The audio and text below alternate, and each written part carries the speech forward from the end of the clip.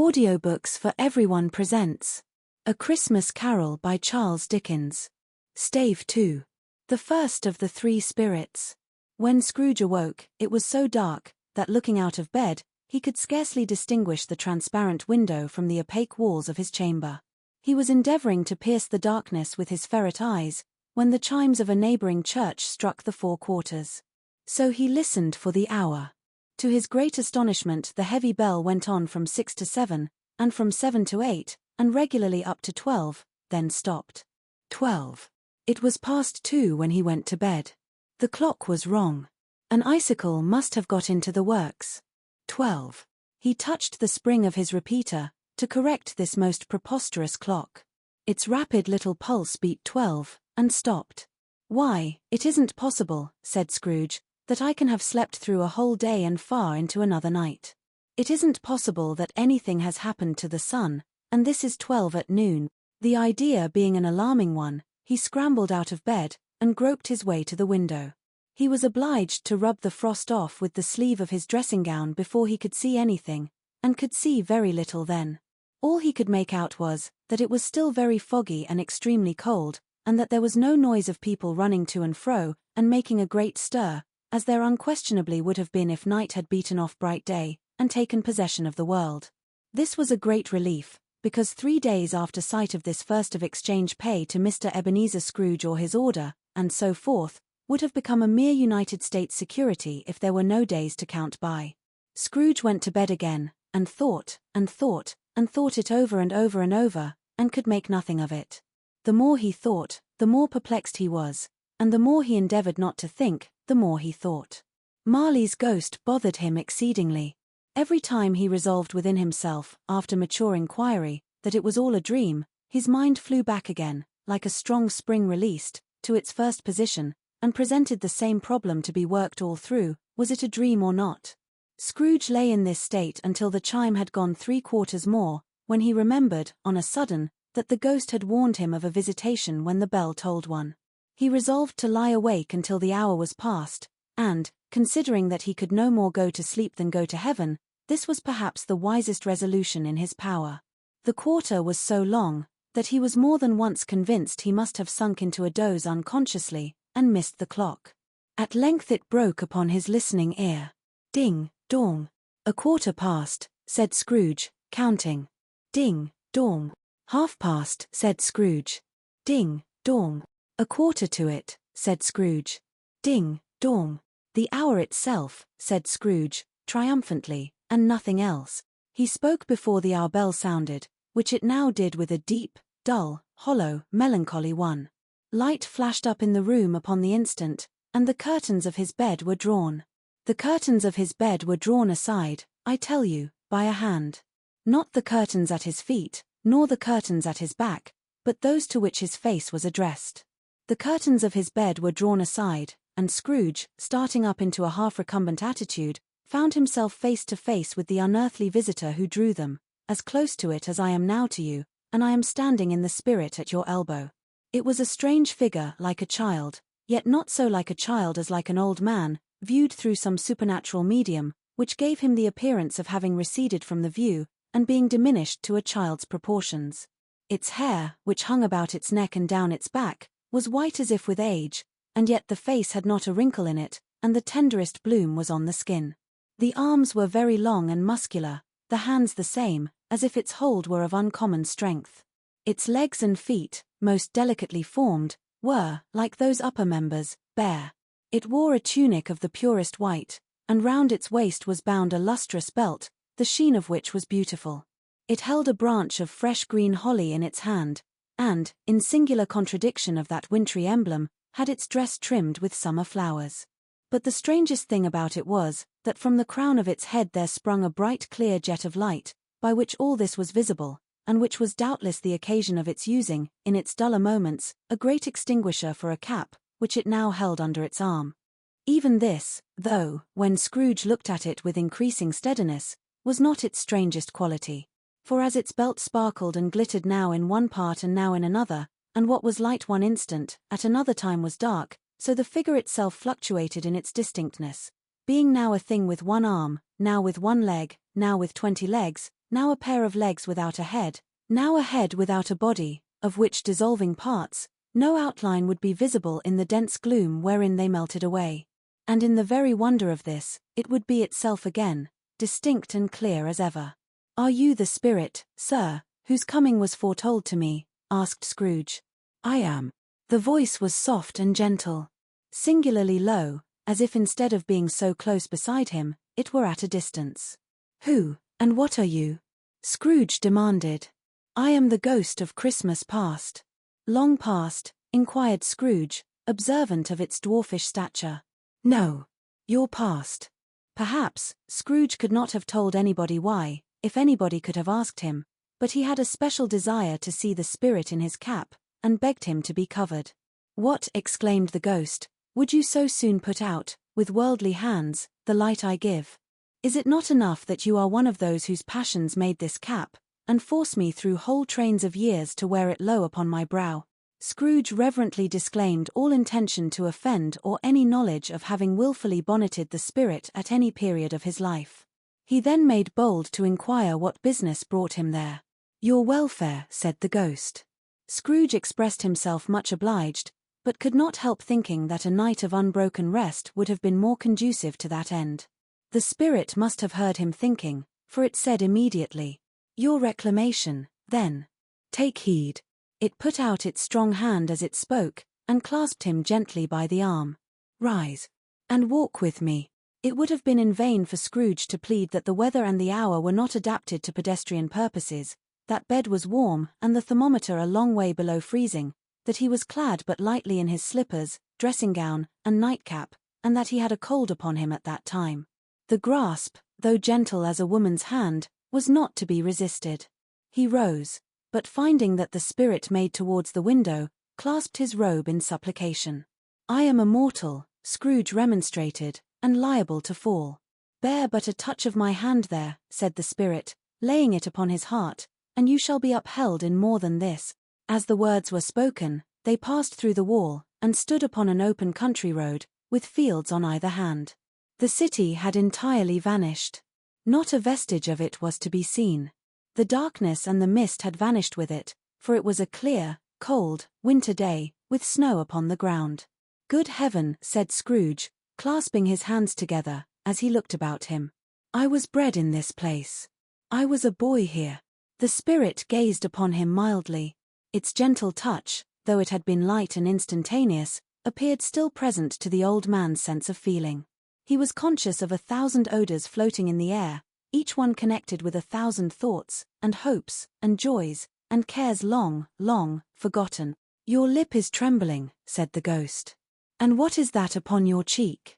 Scrooge muttered, with an unusual catching in his voice, that it was a pimple, and begged the ghost to lead him where he would. "You recollect the way?" inquired the spirit. "Remember it," cried Scrooge with fervor. "I could walk it blindfold." "Strange to have forgotten it for so many years," observed the ghost. "Let us go on." They walked along the road, Scrooge recognizing every gate, and post, and tree, until a little market town appeared in the distance, with its bridge, its church, and winding river. Some shaggy ponies now were seen trotting towards them with boys upon their backs, who called to other boys in country gigs and carts, driven by farmers. All these boys were in great spirits, and shouted to each other, until the broad fields were so full of merry music, that the crisp air laughed to hear it. "These are but shadows of the things that have been," said the ghost. "They have no consciousness of us."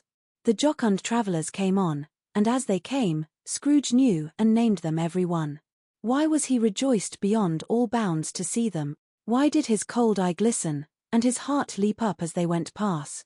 Why was he filled with gladness when he heard them give each other Merry Christmas, as they parted at crossroads and byways, for their several homes? What was Merry Christmas to Scrooge? Out upon Merry Christmas!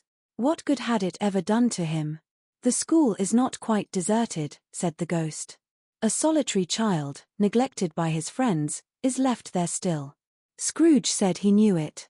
And he sobbed. They left the high road, by a well-remembered lane, and soon approached a mansion of dull red brick, with a little weathercock-surmounted cupola on the roof, and a bell hanging in it. It was a large house, but one of broken fortunes, for the spacious offices were little used, Their walls were damp and mossy, their windows broken, and their gates decayed. Fowls clucked and strutted in the stables, and the coachhouses and sheds were overrun with grass. Nor was it more retentive of its ancient state, within, for entering the dreary hall, and glancing through the open doors of many rooms, they found them poorly furnished, cold, and vast. There was an earthy savour in the air, a chilly bareness in the place, which associated itself somehow with too much getting up by candlelight, and not too much to eat. They went, the ghost and Scrooge, across the hall, to a door at the back of the house. It opened before them, and disclosed a long, bare, melancholy room, made barer still by lines of plain deal forms and desks. At one of these a lonely boy was reading near a feeble fire, and Scrooge sat down upon a form, and wept to see his poor forgotten self as he used to be. Not a latent echo in the house, not a squeak and scuffle from the mice behind the panelling, not a drip from the half-thawed waterspout in the dull yard behind, not a sigh among the leafless boughs of one despondent poplar, not the idle swinging of an empty storehouse door, no, not a clicking in the fire, but fell upon the heart of Scrooge with a softening influence, and gave a freer passage to his tears. The spirit touched him on the arm, and pointed to his younger self, intent upon his reading. Suddenly a man, in foreign garments, wonderfully real and distinct to look at, stood outside the window, with an axe stuck in his belt, and leading by the bridle an ass laden with wood. "Why, it's Ali Baba!" Scrooge exclaimed in ecstasy. "It's dear old honest Ali Baba. Yes, yes, I know. One Christmas time, when yonder solitary child was left here all alone, he did come, for the first time, just like that. Poor boy. And Valentine," said Scrooge, "and his wild brother, Orson. There they go. And what's his name, who was put down in his drawers, asleep, at the gate of Damascus? Don't you see him? And the Sultan's groom turned upside down by the genii, there he is upon his head. Serve him right. I'm glad of it. What business had he to be married to the princess?" To hear Scrooge expending all the earnestness of his nature on such subjects, in a most extraordinary voice between laughing and crying, and to see his heightened and excited face, would have been a surprise to his business friends in the city, indeed. "There's the parrot," cried Scrooge. "Green body and yellow tail, with a thing like a lettuce growing out of the top of his head, there he is. Poor Robin Crusoe, he called him, when he came home again after sailing round the island. Poor Robin Crusoe, where have you been, Robin Crusoe?" The man thought he was dreaming, but he wasn't. It was the parrot, you know. There goes Friday, running for his life to the little creek. Hello. Hoop. Halloo. Then, with a rapidity of transition very foreign to his usual character, he said, in pity for his former self, "Poor boy," and cried again. "I wish," Scrooge muttered, putting his hand in his pocket, and looking about him, after drying his eyes with his cuff, "but it's too late now." "What is the matter?" asked the spirit. "Nothing," said Scrooge. "Nothing. There was a boy singing a Christmas carol at my door last night. I should like to have given him something, that's all." The ghost smiled thoughtfully, and waved its hand, saying as it did so, "Let us see another Christmas." Scrooge's former self grew larger at the words, and the room became a little darker and more dirty. The panels shrunk, the windows cracked, fragments of plaster fell out of the ceiling, and the naked laths were shown instead. But how all this was brought about, Scrooge knew no more than you do. He only knew that it was quite correct, that everything had happened so, that there he was, alone again, when all the other boys had gone home for the jolly holidays. He was not reading now, but walking up and down despairingly. Scrooge looked at the ghost, and with a mournful shaking of his head, glanced anxiously towards the door. It opened, and a little girl, much younger than the boy, came darting in, and putting her arms about his neck, and often kissing him, addressed him as her dear, dear brother. "I have come to bring you home, dear brother," said the child, clapping her tiny hands, and bending down to laugh. "To bring you home, home, home, home, little Fan," returned the boy. "Yes," said the child, brimful of glee. "Home, for good and all. Home, for ever and ever. Father is so much kinder than he used to be, that home's like heaven.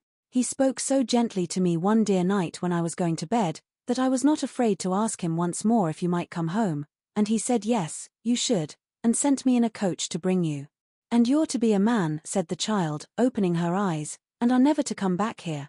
But first, We're to be together all the Christmas long, and have the merriest time in all the world." "You are quite a woman, little Fan," exclaimed the boy.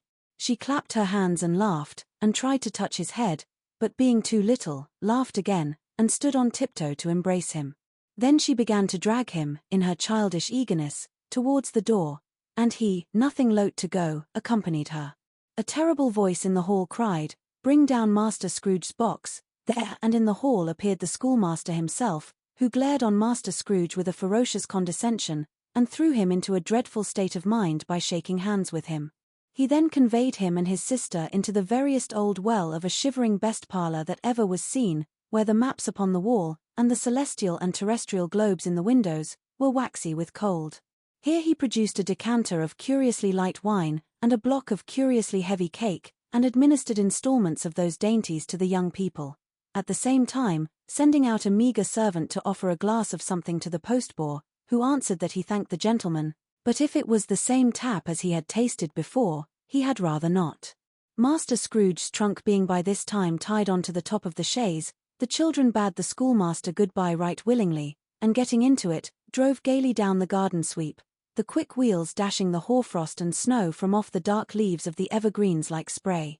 "Always a delicate creature, whom a breath might have withered," said the ghost. "But she had a large heart." "So she had," cried Scrooge. "You're right. I will not gainsay it, spirit." "God forbid." "She died a woman," said the ghost, "and had, as I think, children." "One child," Scrooge returned. "True," said the ghost. "Your nephew." Scrooge seemed uneasy in his mind, and answered briefly, "Yes." Although they had but that moment left the school behind them, they were now in the busy thoroughfares of a city, where shadowy passengers passed and repassed, where shadowy carts and coaches battled for the way, and all the strife and tumult of a real city were. It was made plain enough, by the dressing of the shops, that here too it was Christmas time again, but it was evening, and the streets were lighted up. The ghost stopped at a certain warehouse door, and asked Scrooge if he knew it. "Know it," said Scrooge. "Was I apprenticed here?" They went in. At sight of an old gentleman in a Welsh wig, sitting behind such a high desk, that if he had been 2 inches taller he must have knocked his head against the ceiling, Scrooge cried in great excitement, "Why, it's old Fezziwig! Bless his heart, it's Fezziwig alive again." Old Fezziwig laid down his pen, and looked up at the clock, which pointed to the hour of 7. He rubbed his hands, adjusted his capacious waistcoat, laughed all over himself, from his shoes to his organ of benevolence, and called out in a comfortable, oily, rich, fat, jovial voice, "Yo-ho, there, Ebenezer, Dick." Scrooge's former self, now grown a young man, came briskly in, accompanied by his fellow prentice. "Dick Wilkins, to be sure," said Scrooge to the ghost. "Bless me, yes. There he is. He was very much attached to me, was Dick. Poor Dick. Dear, dear. Yo-ho, my boys," said Fezziwig. "No more work tonight. Christmas Eve, Dick. Christmas, Ebenezer. Let's have the shutters up," cried old Fezziwig, with a sharp clap of his hands, before a man can say Jack Robinson. You wouldn't believe how those two fellows went at it. They charged into the street with the shutters, 1, 2, 3, had 'em up in their places, 4, 5, 6, barred 'em and pinned 'em, 7, 8, 9, and came back before you could have got to 12, panting like racehorses. "Hilly-ho," cried old Fezziwig, skipping down from the high desk, with wonderful agility. "Clear away, my lads, and let's have lots of room here. Hilly-ho, Dick. Chirrup, Ebenezer. Clear away." There was nothing they wouldn't have cleared away, or couldn't have cleared away, with old Fezziwig looking on. It was done in a minute. Every movable was packed off, as if it were dismissed from public life for evermore. The floor was swept and watered, the lamps were trimmed, fuel was heaped upon the fire, and the warehouse was as snug, and warm, and dry, and bright a ballroom, as you would desire to see upon a winter's night. In came a fiddler with a music book, and went up to the lofty desk, and made an orchestra of it, and tuned like 50 stomach aches. In came Mrs. Fezziwig, one vast substantial smile. In came the 3 Miss Fezziwigs, beaming and lovable. In came the 6 young followers whose hearts they broke. In came all the young men and women employed in the business. In came the housemaid, with her cousin, the baker. In came the cook, with her brother's particular friend, the milkman. In came the boy from over the way, who was suspected of not having board enough from his master, trying to hide himself behind the girl from next door but one, who was proved to have had her ears pulled by her mistress. In they all came, one after another, some shyly, some boldly, some gracefully, some awkwardly, some pushing, some pulling. In they all came, anyhow and everyhow. Away they all went, 20 couple at once, hands half round and back again the other way, down the middle and up again, round and round in various stages of affectionate grouping, old top couple always turning up in the wrong place, new top couple starting off again, as soon as they got there, all top couples at last, and not a bottom one to help them. When this result was brought about, old Fezziwig, clapping his hands to stop the dance, cried out, "Well done," and the fiddler plunged his hot face into a pot of porter, especially provided for that purpose. But scorning rest, upon his reappearance, he instantly began again, though there were no dancers yet, as if the other fiddler had been carried home, exhausted, on a shutter, and he were a brand new man resolved to beat him out of sight, or perish. There were more dances, and there were forfeits, and more dances, and there was cake, and there was negus, and there was a great piece of cold roast, and there was a great piece of cold boiled, and there were mince pies, and plenty of beer. But the great effect of the evening came after the roast and boiled, when the fiddler, an artful dog, the sort of man who knew his business better than you or I could have told it him, struck up Sir Roger de Coverley. Then old Fezziwig stood out to dance with Mrs. Fezziwig. Top couple, too, with a good stiff piece of work cut out for them, 3 or 24 pair of partners, people who were not to be trifled with, people who would dance, and had no notion of walking. Mr. Fezziwig's ball. But if they had been twice as many 4 times old Fezziwig would have been a match for them, and so would Mrs. Fezziwig. As to her, she was worthy to be his partner in every sense of the term. If that's not high praise, tell me higher, and I'll use it. A positive light appeared to issue from Fezziwig's calves. They shone in every part of the dance like moons. You couldn't have predicted, at any given time, what would have become of them next. And when old Fezziwig and Mrs. Fezziwig had gone all through the dance, advance and retire, both hands to your partner, bow and curtsy, corkscrew, thread the needle, and back again to your place, Fezziwig cut so deftly, that he appeared to wink with his legs, and came upon his feet again without a stagger. When the clock struck 11, this domestic ball broke up. Mr. and Mrs. Fezziwig took their stations, one on either side of the door, and shaking hands with every person individually as he or she went out, wished him or her a Merry Christmas. When everybody had retired but the 2 prentices, they did the same to them, and thus the cheerful voices died away, and the lads were left to their beds, which were under a counter in the back shop. During the whole of this time, Scrooge had acted like a man out of his wits. His heart and soul were in the scene, and with his former self. He corroborated everything, remembered everything, enjoyed everything, and underwent the strangest agitation. It was not until now, when the bright faces of his former self and Dick were turned from them, that he remembered the ghost, and became conscious that it was looking full upon him, while the light upon its head burnt very clear. "A small matter," said the ghost, "to make these silly folks so full of gratitude." "Small," echoed Scrooge. The spirit signed to him to listen to the 2 apprentices, who were pouring out their hearts in praise of Fezziwig, and when he had done so, said, "Why, is it not? He has spent but a few pounds of your mortal money, 3 or 4 perhaps. Is that so much that he deserves this praise?" "It isn't that," said Scrooge, heated by the remark, and speaking unconsciously like his former, not his latter, self. "It isn't that, spirit. He has the power to render us happy or unhappy, to make our service light or burdensome, a pleasure or a toil. Say that his power lies in words and looks, in things so slight and insignificant that it is impossible to add and count them up. What then? The happiness he gives is quite as great as if it cost a fortune." He felt the spirit's glance, and stopped. "What is the matter?" asked the ghost. "Nothing particular," said Scrooge. "Something, I think," the ghost insisted. "No," said Scrooge, "no. I should like to be able to say a word or 2 to my clerk just now. That's all." His former self turned down the lamps as he gave utterance to the wish, and Scrooge and the ghost again stood side by side in the open air. "My time grows short," observed the spirit. "Quick. This was not addressed to Scrooge, or to anyone whom he could see, but it produced an immediate effect. For again Scrooge saw himself. He was older now, a man in the prime of life. His face had not the harsh and rigid lines of later years, but it had begun to wear the signs of care and avarice. There was an eager, greedy, restless motion in the eye, which showed the passion that had taken root, and where the shadow of the growing tree would fall.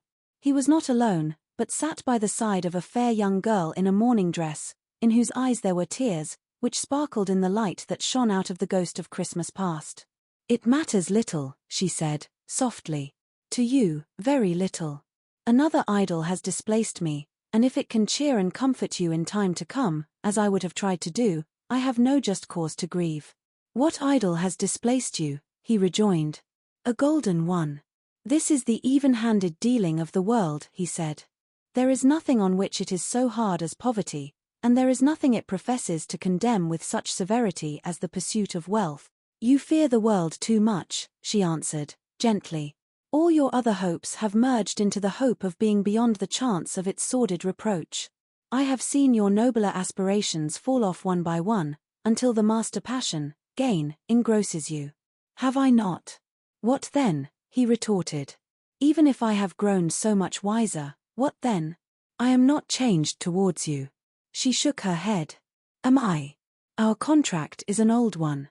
It was made when we were both poor and content to be so, until, in good season, we could improve our worldly fortune by our patient industry. You are changed.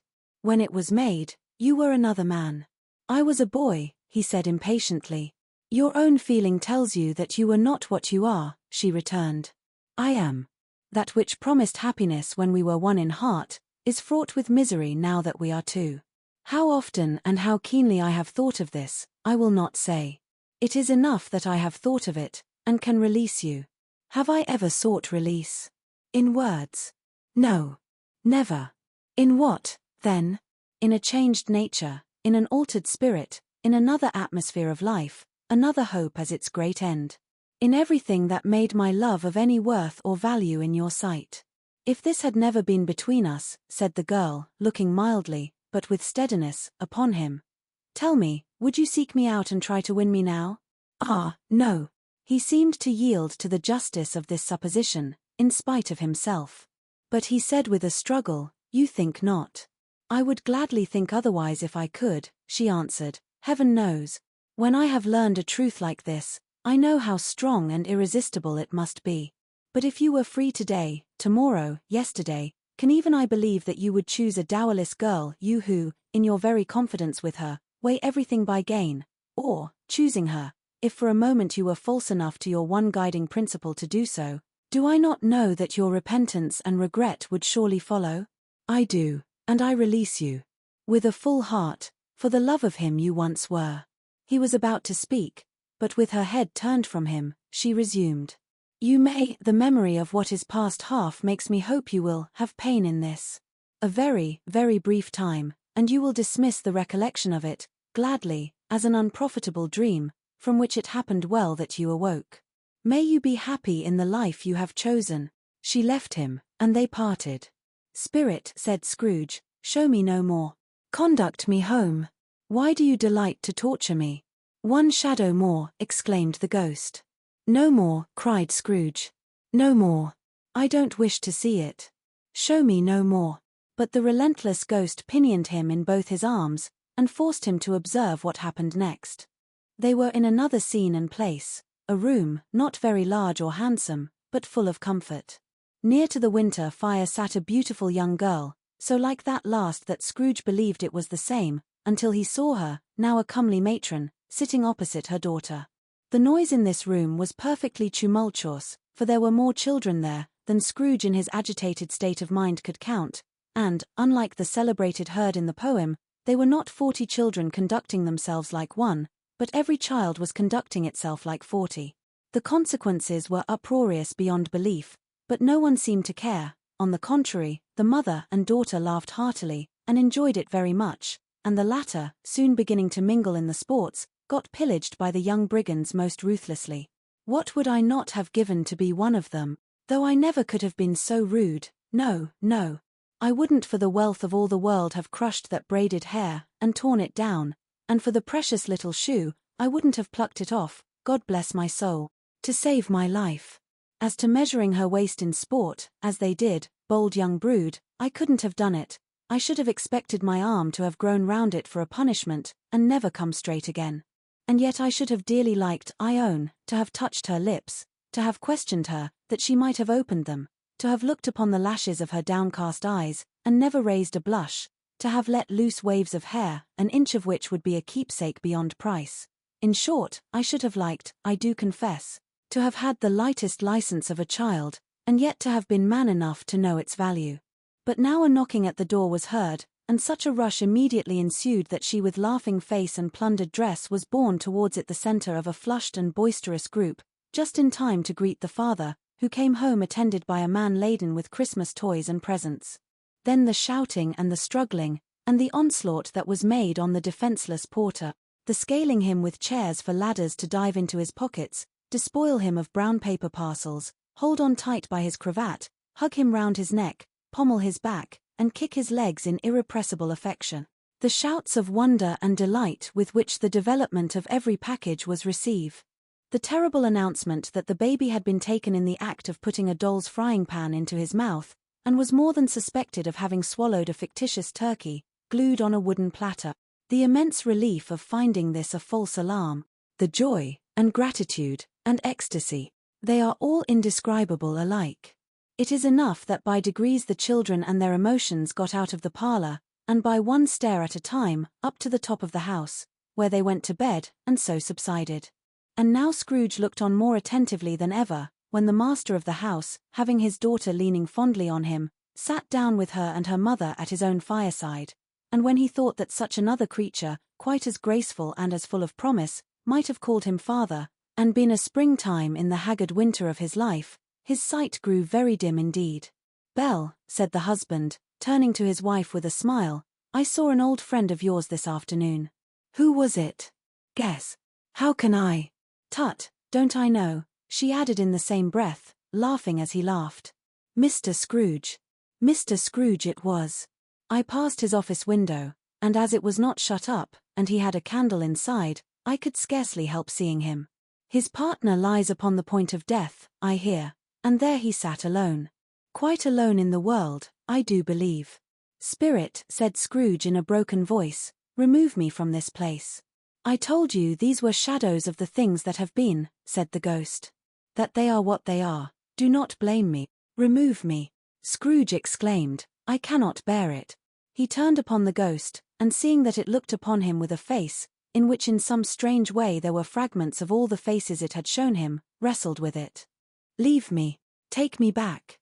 Haunt me no longer." In the struggle, if that can be called a struggle in which the ghost with no visible resistance on its own part was undisturbed by any effort of its adversary, Scrooge observed that its light was burning high and bright, and dimly connecting that with its influence over him, he seized the extinguisher cap, and by a sudden action pressed it down upon its head. The spirit dropped beneath it, so that the extinguisher covered its whole form, but though Scrooge pressed it down with all his force, he could not hide the light, which streamed from under it, in an unbroken flood upon the ground. He was conscious of being exhausted, and overcome by an irresistible drowsiness, and, further, of being in his own bedroom. He gave the cap a parting squeeze, in which his hand relaxed, and had barely time to reel to bed, before he sank into a heavy sleep.